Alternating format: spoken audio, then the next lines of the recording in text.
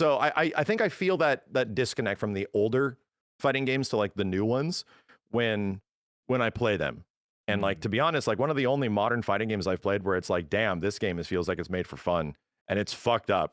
Like this game is fucked up, but it's really fun. And people are watching it and they're like, damn, why is this so much fun to watch? Dude, what's going on? Why is the back and forth of this game so insane to... It was the Avatar game, dude. Yep. Like, fucking Avatar game. And then I find out that, yeah, it has a lot of FGC pedigree in there, but it's also people that are like not the absolute highest echelon of players that make anime games. No, they're just trying to make something wild. Right. Like, they want to make a game that has like no limitations of just like things you can do. And it's like, I feel it, bro. Like it's fun to watch. It makes for great content. Like everything looks different when you're playing it. Will that change over time? Yeah. But at least at an early level, like you feel the intention and it's like, this game's loose as fuck, dude. Like you can really do some stuff. That was the big surprise for me this year because I was all in on Marvel Tokon. And we all were. Yeah. And then, I felt some of the limitations people were talking about after the first beta. And I'm like, well, I have no training mode. I'm just bad. Then the second beta comes out and Avatar comes out. I give 20 minutes to Tokon and I just play against the CPU on the random tutorial stage where it actually lets me beat them up for a little bit. And my assist doesn't come out during the startup frames of a special. Feedback loop is not good in that game. The moment I felt that friction of like, I'm like, why didn't my assist come out? Oh, I got to time it after. Like once I felt, I'm just like, why can't I just do things and they happen on screen? I turned off the beta and I played 8 hours of Avatar every day. Didn't even think about it. Like not even a thought in my head. To add to that conversation, and as just to say from either like your perspective and mine, I think we're the same. I think we both really want to love Tokon, like a game like Tokon. We want to love it, and I want this game to be the game I can play just for 10 years. But it's at a point where it's so specifically designed in a way to be played a certain way that it's like, yeah, there will be some things, but the game doesn't like benefit you. It doesn't really give you the tools and feelings that I like a normal fighting game gives me. And I want that to change. But it's like, yeah, like I really felt the difference when, especially from a viewership perspective, like there was a really massive drop on like Tokon viewership. People just didn't stop watching after the first session, at least on my stream. And then everybody else, like some of the best players were just not even streaming the game. And it's like, wait a minute, why are we not streaming the second beta of what is the biggest game of next year? Like, what is happening? And it's because like, I felt the same thing in the first 15 minutes of playing it at Evo. I was kind of bored.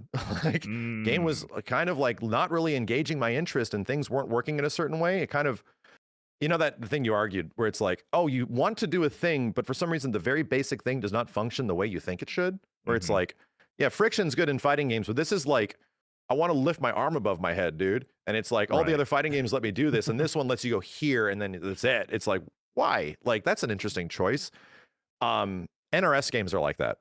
Like Mortal Kombat 1 is notoriously like that, where like very basic things became really hard to do, like for some reason. And it's like, oh, so you have to like, I have to sit with this game for like 3 hours to like rewire my brain. This is how this shit works. It's very unique and weird.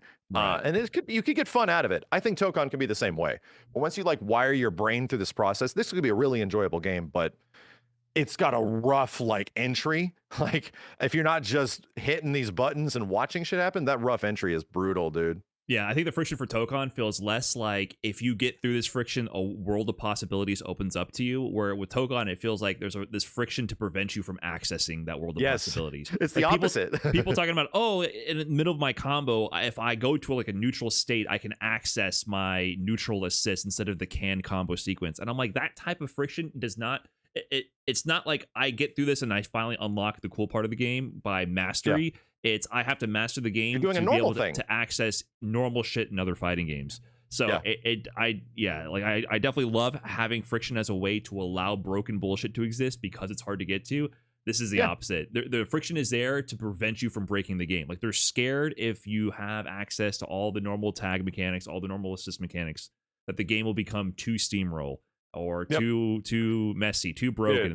They won't let you. The wall breaks are there constantly to prevent that steamroll in the corner, and it's just like I'm starting to feel a little bit restricted in that sense, and bored also from a viewership perspective. I feel it's one of the arguments I have about like it's like Avatar and Street Fighter. In Avatar, there was always a moment that everybody has in the beta where you're like, I'm kind of nice at this, and then you run into some guy that just wails on you, and you're like, how the hell is this bitch playing the game like this? What is this mobility, my dude? Like, what are you doing?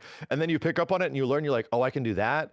I can do that. Like this loop starts happening. You're like, oh, you're investigating new things every single match. Like 8 hours has passed, man. Oh my God. Like this is insane. Yes.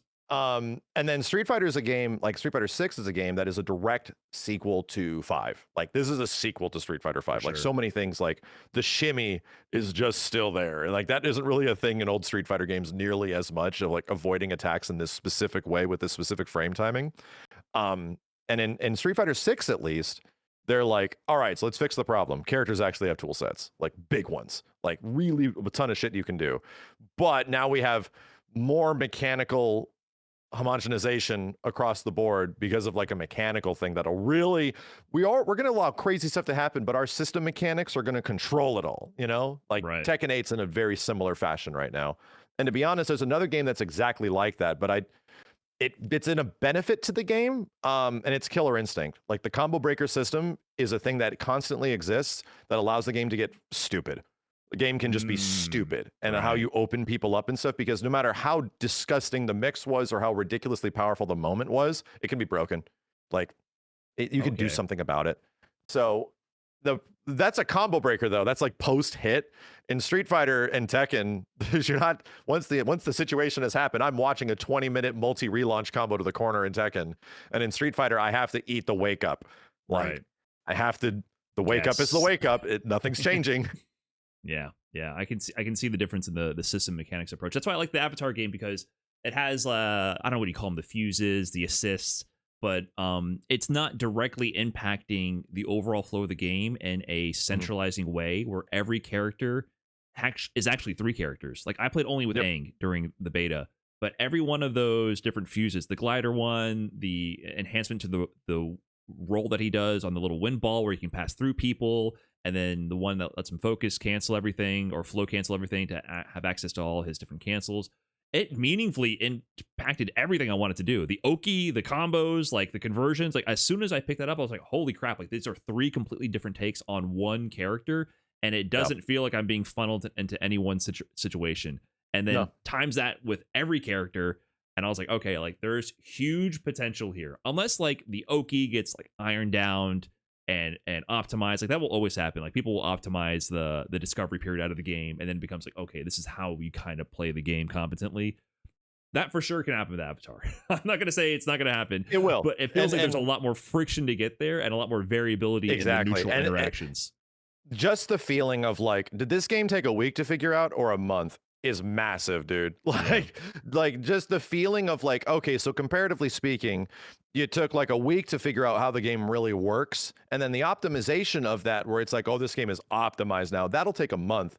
But that percentage of growth is really important, where if it's like, okay, we're still figuring out the game works in a month, so how do we optimize it? That's going to take a lot longer, because there's just so many possibilities. Hopefully you enjoyed that trash talk or extra trashy clip. If you want to see the full episode that clip came from, go ahead and click the link right over here. Otherwise, YouTube thinks you might enjoy this video right here. And for the trashiest amongst you, we get the merch right over there. Yeah, that's right.